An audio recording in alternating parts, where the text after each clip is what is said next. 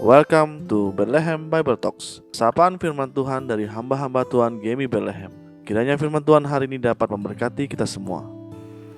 Shalom jemaat yang dikasih Tuhan, kita masih terus membahas surat 2 Timotius dan hari ini kita akan berbicara tentang keseimbangan hidup. Sebelum dihukum mati, Paulus sempat menyatakan berbagai kebutuhan pribadinya dan lewat hal-hal ini ia menunjukkan aspek kehidupan manusiawinya yang saleh dan seimbang. Di sini dikatakan, berusahalah supaya segera datang kepadaku karena Demas telah mencintai dunia ini dan telah meninggalkan aku. Ia telah berangkat ke Tesalonika, Kreskes telah pergi ke Galatia dan Titus ke Dalmatia. Hanya Lukas yang tinggal dengan aku. Jemputlah Markus dan bawalah ia kemari karena pelayanannya penting bagiku.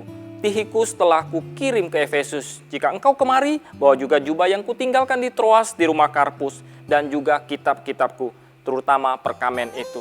Yang pertama, kebutuhan jasmani. Paulus menyebut tentang jubah yang ia tinggalkan di rumah Karpus di Troas. Karena musim dingin telah tiba dan udara dingin di malam hari begitu menusuk tulang.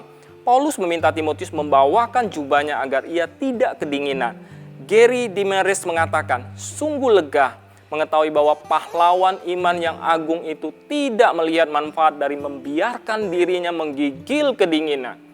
Ingatlah bahwa tubuh kita tidak boleh disiksa lewat praktik-praktik penyangkalan diri yang keras dan berlebihan, atau dimanjakan dengan gaya hidup yang berdosa. Menyiksa diri tidak menghasilkan kekudusan, justru membuat kesehatan menjadi buruk, dan itu tidak diperintahkan oleh Alkitab. Apalagi di dalam masa-masa pandemik ini kita tentu harus lebih memperhatikan kesehatan tubuh kita. Yang kedua, kebutuhan rohani. Paulus menyebutkan kitab-kitab dan perkamennya. Kemungkinan itu adalah buku-buku bahan tulisan dan kitab sucinya. Bahkan di penghujung hidupnya, Paulus tetap ingin mengisi pikirannya dengan pengetahuan.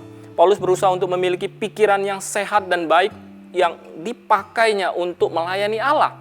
Di dalam masa-masa pandemik ini, di mana kita lebih banyak stay at home, mari kita lebih banyak mengisi pikiran kita dengan hal-hal yang positif. Bacalah firman Tuhan secara teratur. Baca juga buku-buku yang dapat mencerahkan pikiran kita dengan hal-hal yang baik. Yang ketiga, Paulus juga mengungkapkan kebutuhan sosialnya.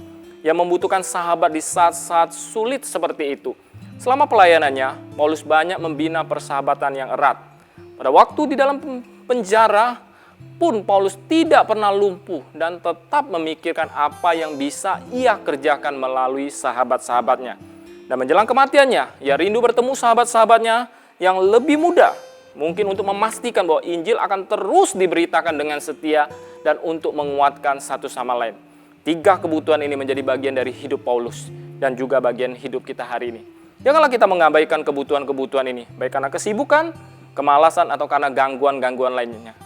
Tetapi marilah kita memenuhi kebutuhan-kebutuhan ini dengan cara-cara yang benar dan yang berkenan kepada Tuhan, sehingga nama Tuhan akan dimuliakan. Tuhan Yesus memberkati. Demikianlah Bible Talks hari ini. Tuhan Yesus memberkati.